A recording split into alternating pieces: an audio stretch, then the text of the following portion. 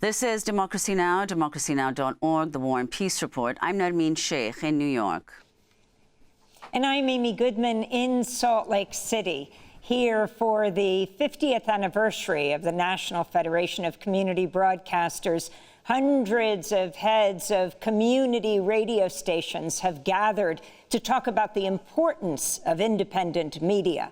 But we're moving on to what's happened on the high seas. Officials in Gaza have accused Israeli forces of killing at least 31 more Palestinians who are attempting to collect aid at a food distribution site south of Gaza City. A spokesperson for Gaza's civil defense said 200 people were also wounded as Israeli forces attacked the crowd with tanks and drones in the latest massacre of aid seekers. This comes as Israel's continuing to detain 8 people who were detained Monday when Israeli Navy commandos intercepted a Gaza-bound boat carrying humanitarian aid on the high seas. 4 others on the Gaza Freedom Flotilla have already been deported, including Greta Thunberg, who's made her way back to Sweden, the famous climate activist. Dr. Baptiste Andre, a French doctor who was on board the Madeleine, is now back in France. And Greta Thunberg, before going to Sweden, was deported to Paris, where she spoke to reporters. They did an illegal act by kidnapping us on international waters and against our will, bringing us to Israel, keeping us in the bottom of the boat, not letting us getting out and so on. But that is not the real story here. The real story is that there is a genocide going on in Gaza and a systematic starvation following the siege and blockade now, which is leading to food, medicine, water that are desperately needed to get into Gaza is prevented from doing so. Some Gaza Flotilla crew members now reportedly face a 100-year entry ban. For more, we're joined in Lorona, Spain, by Sergio Toribio, a Spanish activist with the Freedom Flotilla Coalition, who was one of the 12 on board the Madeleine Flotilla to Gaza, delivering humanitarian aid, and has just been deported back to his home country of Spain. Welcome to Democracy Now!, Sergio Toribio. Describe to us what happened when the Madeleine Flotilla was intercepted by Israeli forces in the middle of the night in international waters.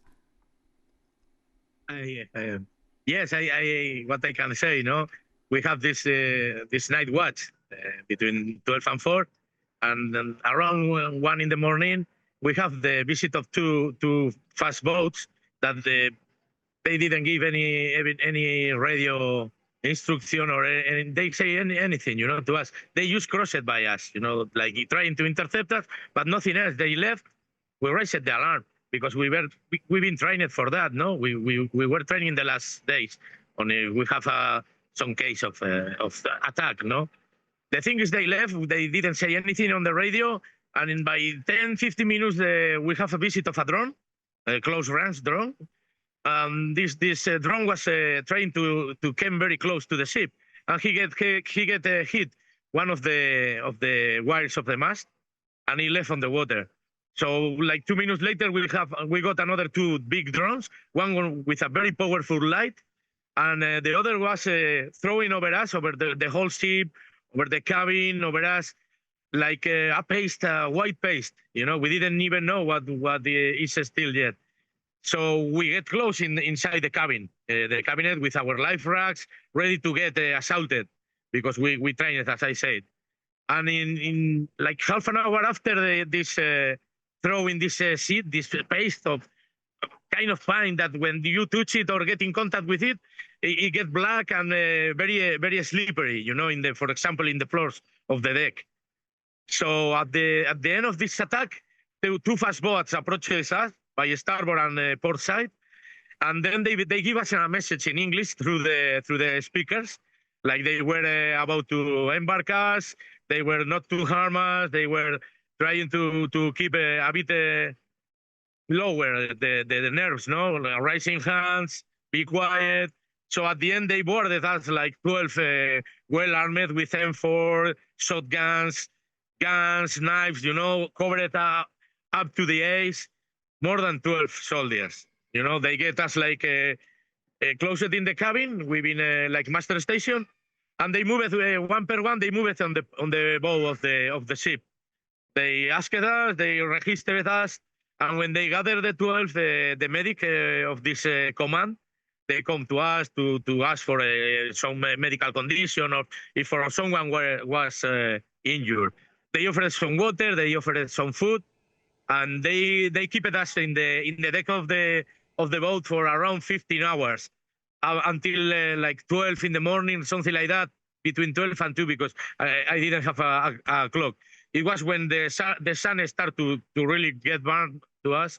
They moved us inside the ship, and they keep it under the decks like for another 10 hours, 12 hours, until we reach Tel Aviv harbor. And so, Sergio, tell us what happened then. If you can explain what happened when you were first brought into Ashdod, and then why 4 of you were deported, you, Greta Thunberg, and 2 others, and others remain there in Israel. Yeah. The thing is, after the army give the command to us from the ship to land to the police, to the Israeli police, and they registered us again.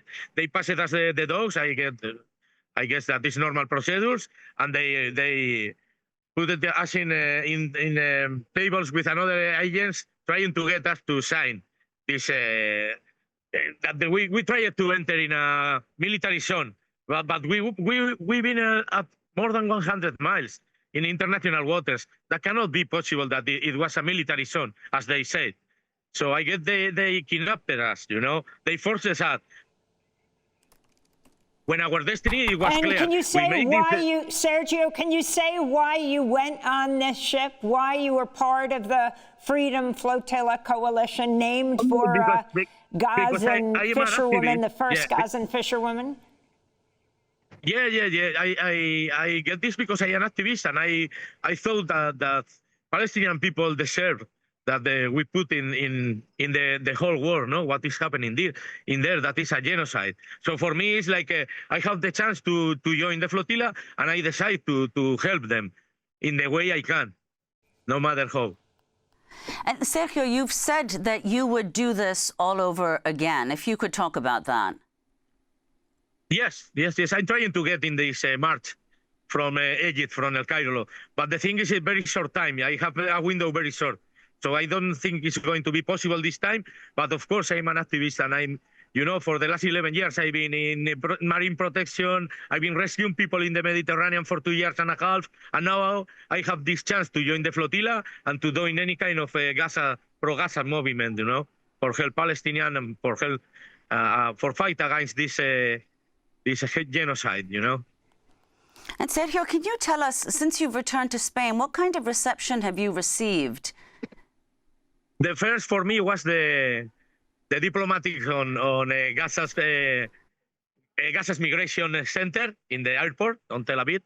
It was our consul there and our vice consul. That was super nice to see how they behave, and how to see they've been worried, of course, about what happened. You know, because we didn't make anything wrong, and we didn't try to enter any kind of military zone. We've been in the international waters trying to deliver some food, like symbolic, because my mission was to break the siege they are having illegally against these people, the Palestinian people, and in Gaza. It was very nice and very warm to have also all the media teams waiting in Barcelona. A friend I didn't know that was also waiting for me there, you know, from the Gaza movement, from this flotilla coalition. And of course, when I reached Logroño, that is my home, you can imagine my mom and my sister were there, that they were very, very worried about. And do you see, Sergio, do you imagine more people joining the next time there is such a flotilla from other places in the world? You just have 30 seconds. I'm pretty sure that this is going to happen, you know, because now more and more people is knowing what is happening. And not only, you know, we are a lot of different countries working on it. You know, it's not only the countries we've been in this flotilla, because it happened on other flotillas, and they attacked this this I'm afraid we're going to one have month to ago. leave it there, Sergio. Sergio Toribio is a Spanish activist and member of the Freedom Flotilla Coalition. Special thanks to the team at Skyhop Youth Media Arts Center, Larissa Trout, Dawn Barfus, Maya Hardy, Mary Allison, Brian Barrios. I am Nermeen Sheikh in New York with Amy Goodman in Salt Lake City. Thanks for watching Democracy Now! On YouTube. Subscribe to the channel and turn on notifications to make sure you never miss a video. And for more of our audience-supported journalism, go to democracynow.org, where you can download our news app, sign up for our newsletter, subscribe to the daily podcast, and so much more.